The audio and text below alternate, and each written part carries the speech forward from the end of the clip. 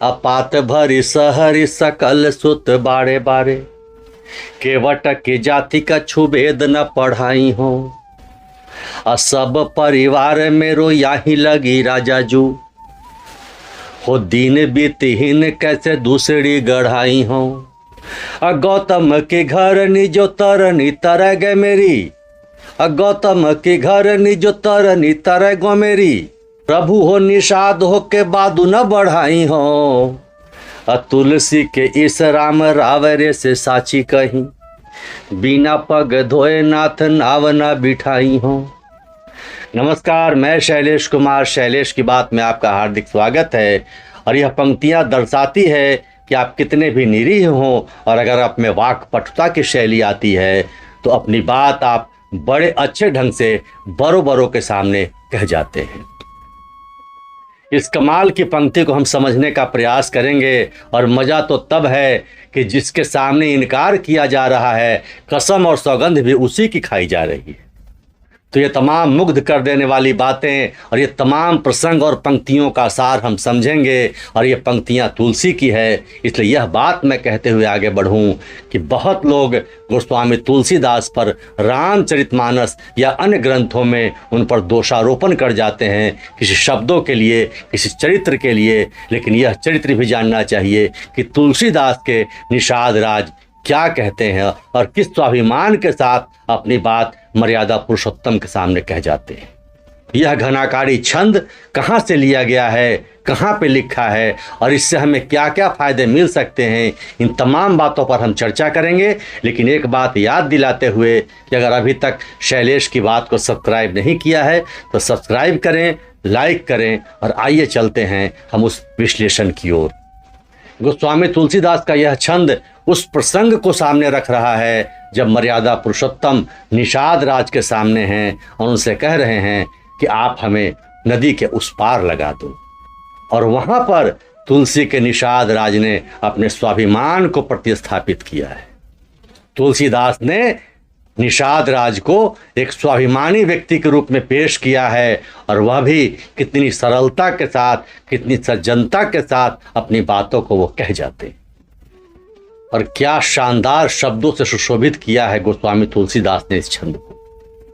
पात भरी सहरी सकल सुत बारे बारे, हमारी टोकरी में मछली भरा है और प्रभु हमारे जो बच्चे हैं वो छोटे छोटे।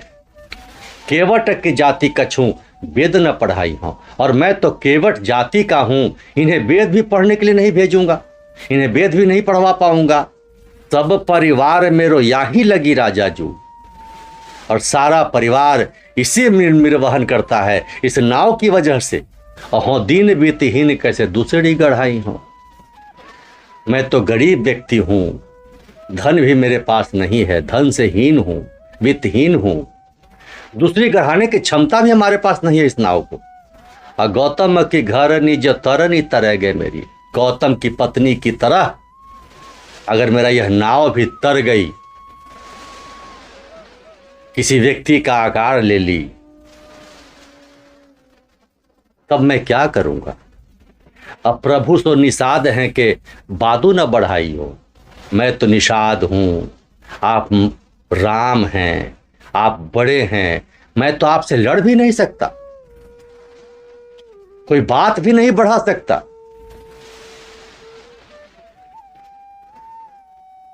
कितनी सहजता से उन्होंने यह बात कह दी कि मैं आपसे लड़ने के लायक नहीं हूं, मैं निषाद हूं, दीनहीन हूं, वित्त रहित हूं, तो मेरी क्षमता नहीं है प्रभु कि मैं आपसे कह सकूं कि मेरी नाव वापस कर दें।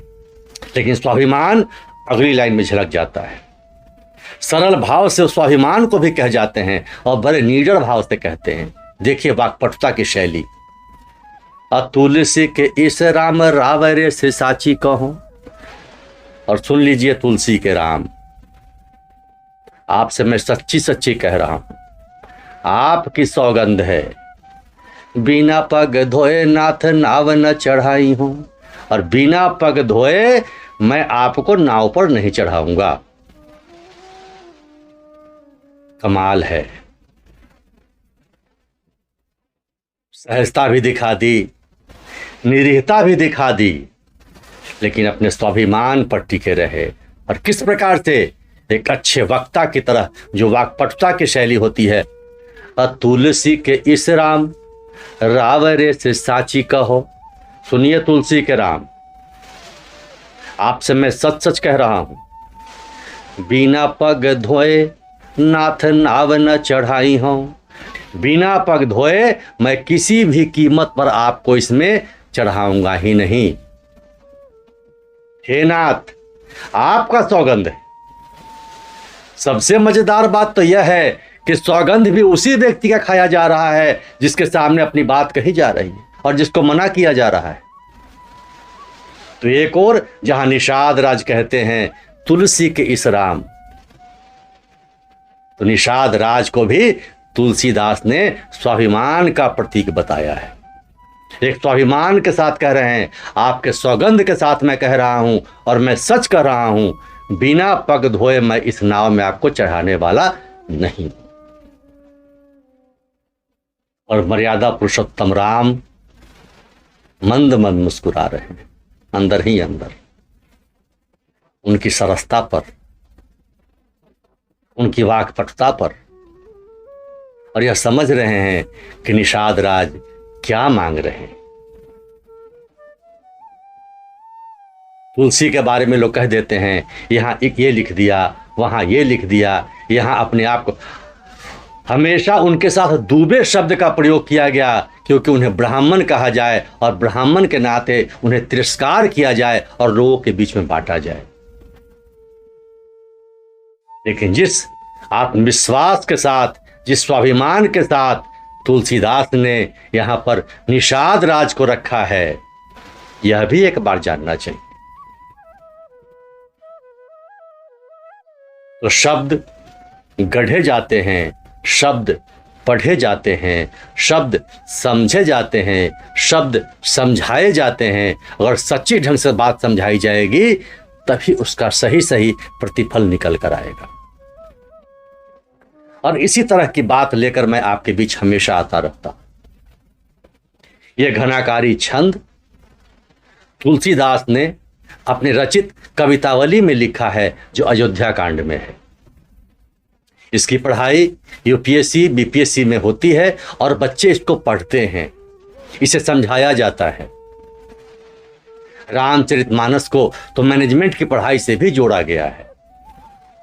तो हम सबको एक बार राम को पढ़ने की आवश्यकता है, तुलसीदास को समझने की आवश्यकता है। और अब समझ जाएंगे तो फिर से राम राज्य हम सबके बीच आएगा। इन्हीं मनोकामनाओं के साथ आज शैलेश की बात में इतना ही।